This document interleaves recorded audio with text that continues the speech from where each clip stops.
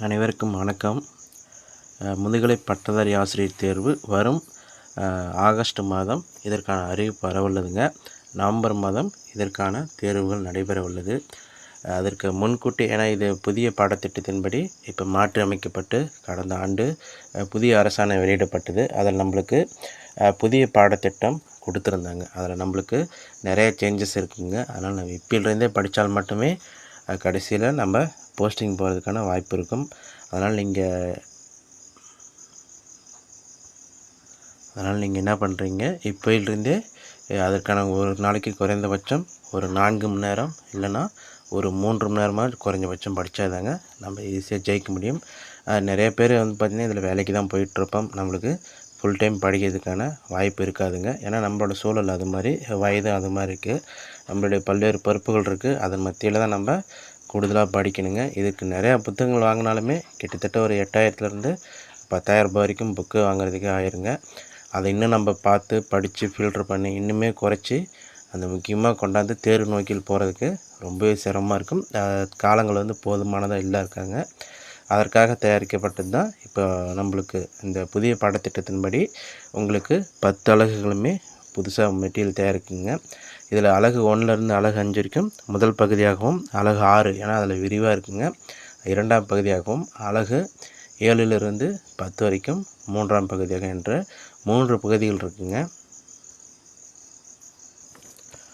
இதை பொறுத்த வரைக்கும் அலகு 1லேருந்து அலகு 5 வரைக்குமே இப்போ நம்மளுக்கு முதல் பகுதியாக இருக்குங்க. இந்த மொழி வரலாறு இதை தொடர்பாக உங்களுக்கு தனியாகவும் போட்டிருப்பாங்க. இப்போ 5 யூனிட்டாகவும் மெர்ஜ் பண்ணி போட்டிருப்போம். இப்போ மொத்த வீடியோவும் நண்பர்கள் கேட்டதுனால ஒரே தொகுப்பாக விட்றேங்க. இது முதல் பகுதியாகவும், அலகு 6 மட்டும் 2ஆவது பகுதியாகவும், அலகு 7லிருந்து அலகு 10 வரைக்கும் 3ஆவது பகுதியாகவும் பிரிக்கப்பட்டிருக்கு. ஏன்னா நம்மளுக்கு அலகு 6லேயே பார்த்திங்கன்னா அதிகப்படியான தலைப்புகள் இருக்கிறதுனால அது தனியாகவே தொகுப்பாக கொடுக்க வேண்டிய நிலைமைகள் இருக்குங்க. இது பற்றி ஒரு முக்கியமான செய்திகள் மட்டும் உங்களுக்கு பண்ணிடுங்க. இது முதல் அலகில் மொழி வரலாறுங்க.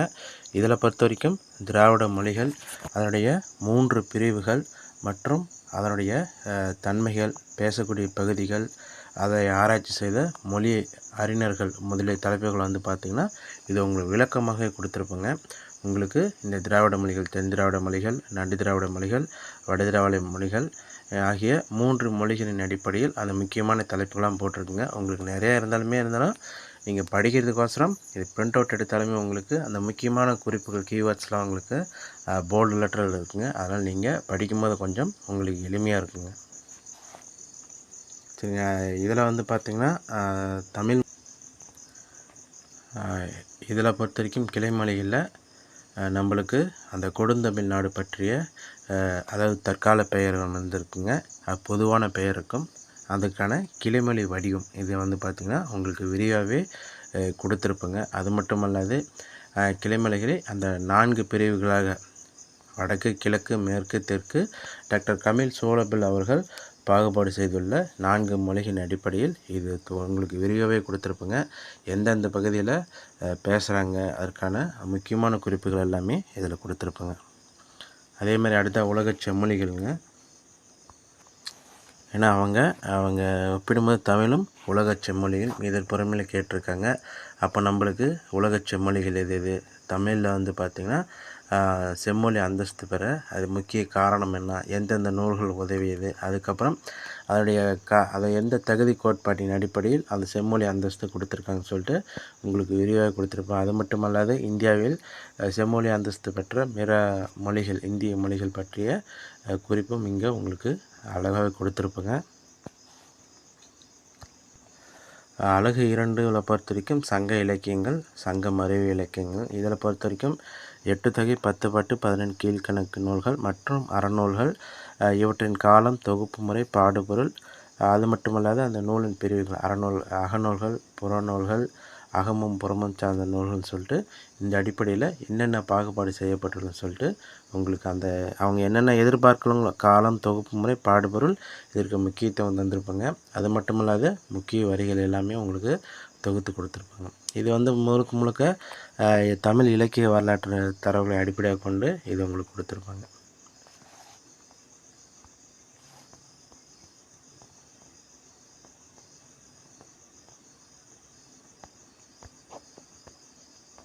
அதே மாதிரி அடுத்த 10 பாட்டுங்க. 10 பாட்டுமே உங்களுக்கு அந்த முக்கியமான செய்திகள் எல்லாமே உங்களுக்கு அழகாக கொடுத்துருப்பேங்க. ஏன்னா நம்மளுக்கு அந்த இலக்கிய வரலாறுகள் பொறுத்த வரைக்கும் 6 இலக்கிய வரலாறுகள் அடிப்படையாக கொண்டு தான் அது நிறைய செய்திகள் சேர்த்துருங்க. ஒரு சில செய்திகள் கொஞ்சம் மாறுபட்டு இருந்தாலுமே நீங்கள் அது கூட நீங்கள் இடைச்சர்களாக சேர்த்துக்கிட்டிங்கன்னா அதுக்கு தகுந்த மாதிரி உங்களுக்கு அந்த முழுமை அடைஞ்சிருங்க. உங்களுக்கு இது இப்போ இலக்கிய வரலாறு பொறுத்த வரைக்கும் நம்ம எண்ணிக்கையில் பயப்படவே தேவையில்லைங்க. ஒரு முதன்மையான செய்திகள் வந்து வச்சுக்கிட்டிங்கன்னா அது கூட கூடுதலான செய்திகளை சேர்த்துக்கிட்டே போனீங்கன்னா நம்மளுக்கு ஈஸியாக இருக்குங்க படிக்கிறதுக்கு. அதன் அடிப்படையில் தான் இது இருக்குங்க. நீங்கள் இந்த தரவுகளை வச்சுக்கிட்டு நீங்கள் எந்த இலக்கிய வரலாறுகள் பார்த்தாலும் சரிங்க, உங்களுக்கு அந்த அந்த கூடுதலான செய்திகள் வந்து ரொம்பவே கம்மியாக தாங்க இருக்கும். அப்போ அதை மட்டும் நீங்கள் ஈஸியாக சேர்த்துறதுக்கான வாய்ப்பு இருக்கும் கண்டிப்பாக.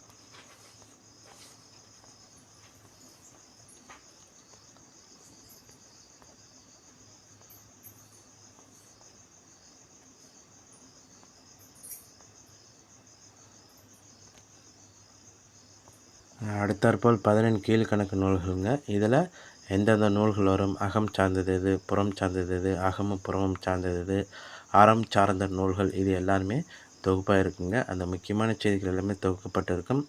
இதில் கீவேர்டாக அந்த குறிப்பிட்ட இதில் பார்த்திங்கன்னா இப்போ களவழி 40 பொறுத்த வரைக்கும் 17 கீழ்கணக்கு நூல் தொகுப்பில் உள்ள ஒரே ஒரு புறநூல் களவழி 40 தாங்க. இதில் இந்த வரிகளை வச்சு நம்ம முழுசாக இப்போ 40 படிக்கணும்னு அவசியமே கிடையாதுங்க. புறம் பற்றி வரும்போது இந்த குறிப்பிடத்தக்க வார்த்தைகள் வச்சு அது எந்த நூல்னு சொல்லி கண்டுபிடிச்சிக்கலாம். இப்போ இதை பொறுத்த வரைக்கும் புனல் நாடன், செங்கட்சினமால், இது மட்டும் இல்லாத இந்த பாடல்கள் முழுக்கவுமே வந்து பார்த்திங்கன்னா காவிரி நாடன், செங்கன்மால், இது மாதிரி சொல்லிட்டு சிறு மெய்ம்பின் செய், இந்த பேர்லாம் இந்த குறிக்கிறது சோழனை குறிக்கின்ற சொற்கள். அப்போது இது களவழி 40க்கு உரியது. அதே மாதிரி எல்லா பாடல்களுமே களத்துன்னு முடிஞ்சிருக்கு. அப்போ இந்த வரிகளை கொடுத்துட்டாவே நம்ம களவழி 40ன்னு போடலாங்க. அடுத்தது அழகு 3ங்க. இதில் பொறுத்த வரைக்கும் காப்பியங்கள், இதில் 50 காப்பியங்கள், 5 காப்பியங்கள், புராணங்கள் மற்றும் பிற்கால காப்பியங்கள் ஆகியவற்றை பற்றிய காலம், ஆசிரியர் வரலாறு, நூலின் மைய பொருள்கள், பதிப்புகள், உரைகள், இந்த பொருண்மையில் உங்களுக்கு இந்த எல்லாமே உங்களுக்கு கொடுத்துருப்புங்க. அவங்க என்ன சிலபஸ் நம்மளுக்கு கொடுத்துருக்காங்க முழுக்க அதை உள்வாங்கப்பட்டு தான் இது தயாரிக்கப்பட்டிருக்குங்க.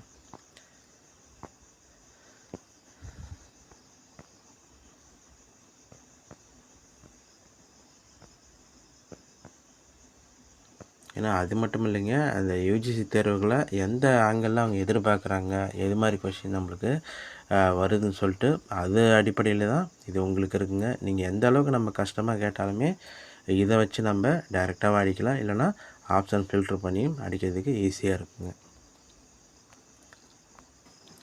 அதே மாதிரி பிற்கால காப்பியங்கள் பற்றி இதில் அந்த நலவெண்பா, தேம்பாவணி, இரட்சணி ஆத்திரகம், இயேசுகாவியம் முதலிய செய்திகள் உங்களுக்கு அந்த தேவையான அளவுக்கு வந்து நம்மளுக்கு சிறப்பாக கொடுத்துருப்புங்க.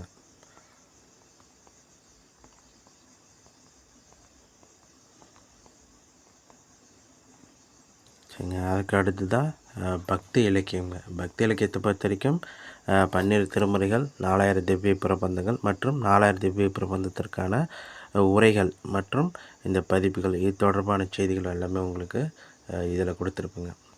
நம்மளுக்கு இதில் பொறுத்த வரைக்கும் திருமுறைகளில் நம்மளுக்கு ஞானசம்பந்தர், நாவுக்கரசர், சுந்தரர், மாணிக்கவாசகர் இவங்களுக்கு ரொம்பவே அதிகப்படியான செய்திகள் எல்லா இலக்கிய வரலாற்றுமே கொஞ்சம் மிகுதியாக கொடுத்துருப்பாங்க. மற்றவங்கள பொறுத்த வரைக்கும் அந்த குறைவான செய்திகள் தான் நம்மளுக்கு கொடுத்துருப்பாங்க. அதில் நம்மளுக்கு இந்த தேர்வு நோக்கில் முந்தைய வினாத்தாள் எது மாதிரிலாம் எதிர்பார்க்கலாம்னு சொல்லிட்டு உள்வாங்கப்பட்டு அதுக்கு தகுந்த மாதிரி நம்ம கொஞ்சம் ஒரு சில இடத்துல ரொம்ப ஆழங்கால் பட்டுவே நம்ம இது பார்த்துருப்போங்க. அது மட்டும் இல்லாத இந்த அழகு நாளில் சித்திர பாடல்களும் வருதுங்க. இதில் பொறுத்த வரைக்கும் தாய்மானவர், பட்டினத்தார், அருணகிரிநாதர், வள்ளலார் பற்றிய செய்திகள் இதில் இருக்குங்க.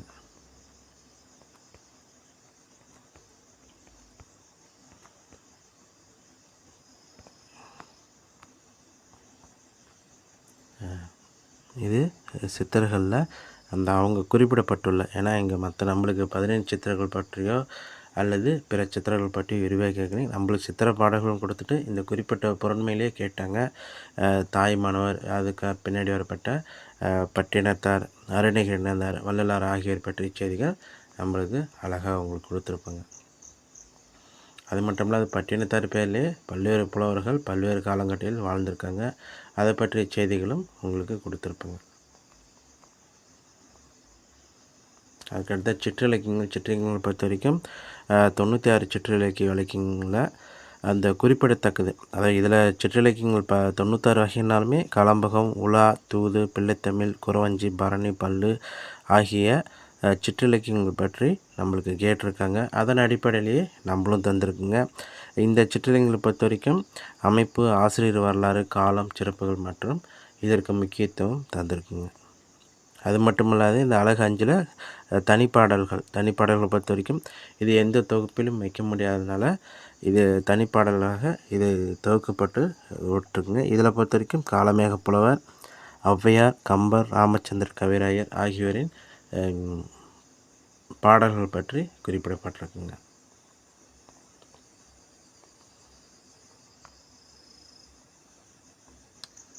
அடுத்து அழகு 6ங்க இக்கால இலக்கியம். இது ரொம்பவே கிட்டத்தட்ட நம்மளுக்கு முதுகலை ஆசிரியத்தில் ஒரு கடல் போன்று காணப்படக்கூடிய பகுதிங்க. அதனால் இது முழுக்க இந்த எடுத்தோன்னே படிக்காமல் இது பகுதியாக படிச்சிங்கன்னா மட்டும்தாங்க இது முழுசாக நம்ம கடந்து வெளியே வர முடியும்.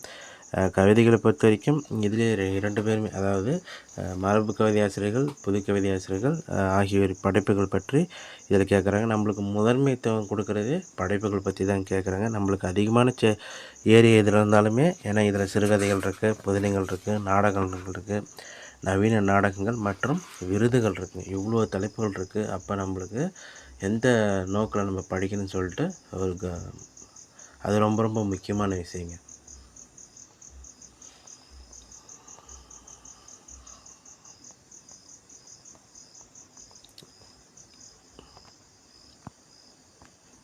நம்மளுக்கு அழகு 6 பொறுத்த வரைக்கும் படைப்புகள் தாங்க அதிகமாக முக்கியத்துவம் தந்திருக்காங்க. இருந்தாலும் நமக்கு அது மட்டும் போதுமான, கண்டிப்பாக மற்ற கூடுதல் செய்திகளும் தேவைங்க. அதனால் நம்மளுக்கு அதையும் இங்கே உங்களுக்கு தொகுக்கப்பட்டு தரப்பட்டுள்ளது.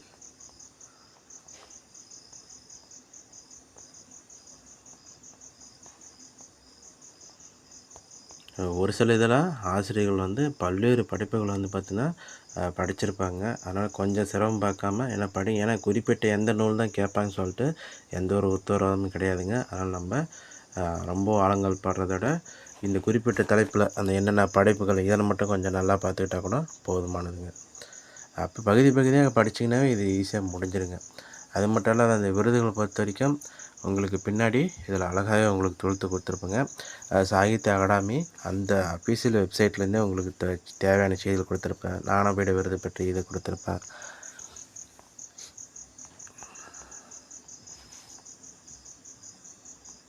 சிறுகதையை பொறுத்த வரைக்கும் வாவேசையர் தமிழ் சிறுகதையின் தந்தை என்று அழைக்கப்படுறார். ஏன்னா இவரில் தொடங்கி தான் நம்மளது தமிழ் சிறுகதையானது வளர்ச்சி பெற தொடங்கியதுங்க. அதே மாதிரி நாவல் பொறுத்த வரைக்கும் மாயூரம் வேதநாயகம் பிள்ளை அவர்களை கொண்டு பின்னாடி பார்த்திங்கன்னா நூல்கள் வந்துருச்சுங்க. இது மாதிரி நம்மளுக்கு தேவையான தரப்பில் நம்மளுக்கு அங்கே என்ன கொடுத்துருந்தாங்களோ அதை பற்றிய அந்த முழுமையான செய்திகள் உங்களுக்கு, ஏன்னா எதுவுமே விடுபடக்கூடாதுன்னு சொல்லிட்டு உங்களுக்கு இந்த 6வது பார்த்து கொடுத்ததுனால உங்களுக்கு பக்கங்கள் அதிகமாகவே இருக்குங்க.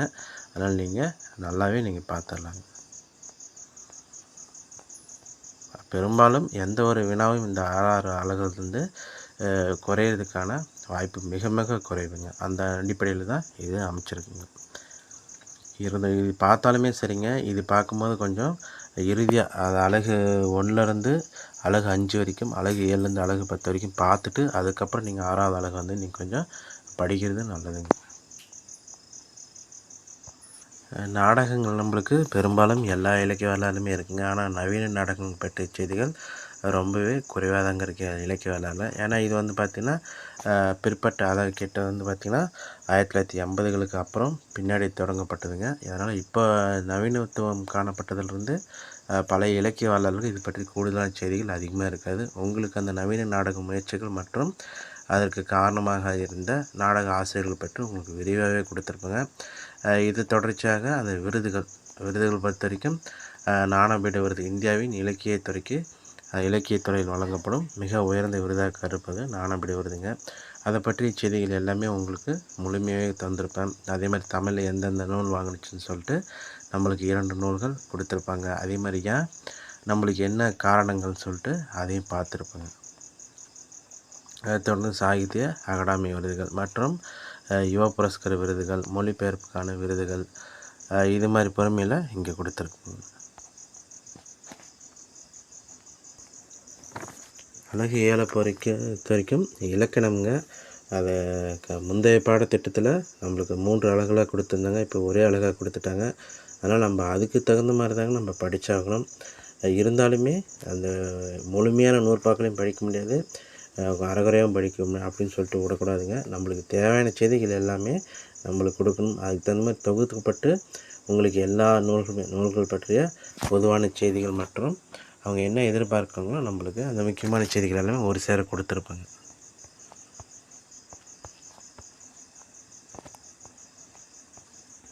ஏன்னா நம்மளுக்கு இலக்கணத்தை பொறுத்த வரைக்கும் 5 இலக்கணங்கள் எல்லாத்துக்குமே தெரிஞ்சுதாங்க. அது கூட சேர்த்து இதில் பாட்டியல் நூல்கள் மற்றும் புலமை இலக்கணம் பற்றிய செய்திகள் இதில் கொஞ்சம் கொடுத்துருப்பாங்க.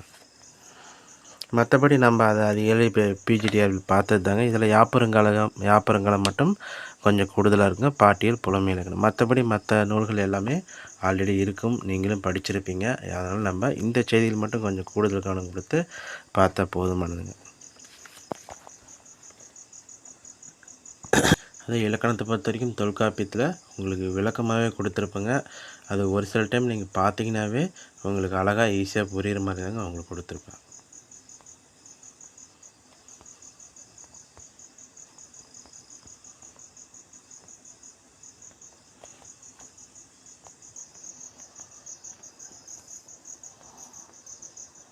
அதுக்கடுத்த திறனாய்வுங்க. அழகு நம்மளுக்கு 8 கொடுத்துருப்பாங்க. திறனாய்வு பற்றிய திறனாய்வுகள் மற்றும் வகைகள், அணுகுமுறைகள், திறனாய்வு அணுகுமுறைகள்.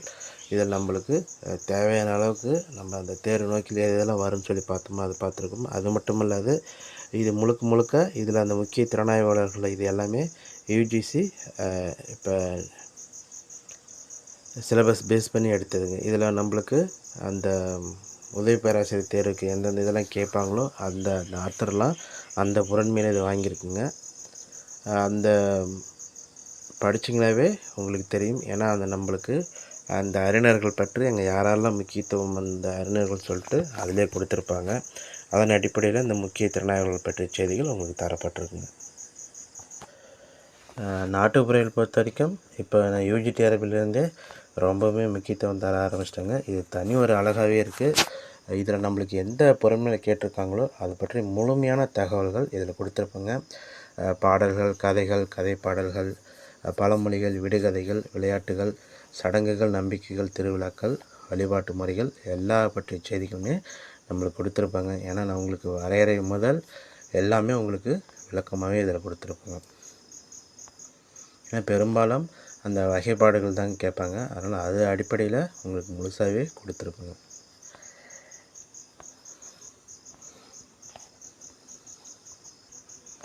அழகு பொறுத்த வரைக்கும் தமிழோடு தொடர்புடைய பிற துறைகள், இதழ்கள், வானொலி, தொலைக்காட்சி, திரைப்படங்கள், இணையத்தமிழ், கணினித்தமிழ், அறிவியல் தமிழ், தொல்லியல் போன்ற பல்வேறு பொருண்மையில் இது கொடுத்துருப்பாங்க. நம்மளுக்கு இதில் அதிகமாக வினாக்கள் வர்றதுக்கான வாய்ப்பு இதழ்களில் இருக்குங்க. மற்றபடி அந்த குறைவான இதுன்னு பார்த்திங்கன்னா வானொலி, தொலைக்காட்சி, திரைப்படங்களில் கம்மியாக வர்றதுக்கான வாய்ப்பு இருக்கும். அது மட்டும் இல்லை இணையத்தமிழ், கணினித்தமிழ், அறிவியல் தமிழில் கொஞ்சம் மதிப்பெண்கள் அதிகமாக வர்றதுக்கான வாய்ப்பு இருக்குங்க. நம்மளுக்கு புதுசாக இருக்கிறதுனால நம்ம எல்லா தலைப்புக்குமே இது முக்கியத்துவம் தந்து நம்ம ரெடி பண்ணிட்டுருப்போங்க.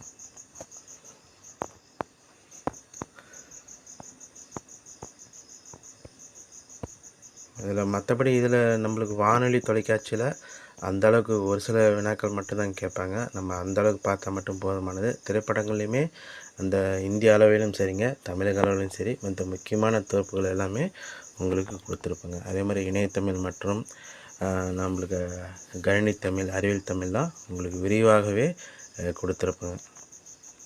தோற்றத்தை வரைக்கும் இணையத்தமிழ் தோற்றம் பொறுத்த வரைக்கும் நம்மளுக்கு அந்த எல்லா அளவுலையுமே கொடுத்துருப்பாங்க. அதே மாதிரி இணைய மாநாடுகள் பற்றிய செய்திகளும் இதில் கொடுத்துருப்பாங்க.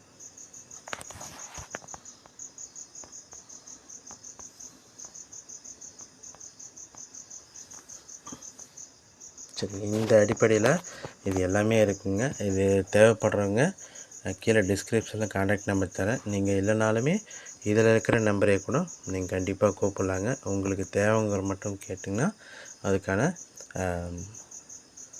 வழிமுறைகளை உங்களுக்கு சொல்ல பாருங்க, எந்த அக்கௌண்ட் டீட்டெயில் உங்களுக்கு சென்ட் பண்ண சொல்லிட்டு. அதே மாதிரி உங்களோட டீட்டெயில்ஸ் ஸ்பெண்ட் பண்ணும்போது உங்கள் பின்கோடு வித்து ஃபோன் நம்பர் ஃபுல்லாக கொஞ்சம் நீங்கள் சென்ட் பண்ணிங்கன்னா அதிகபட்சம் 3 நாள்லேருந்து 4 நாளில் உங்களுக்கு ரீச் ஆகிருங்க.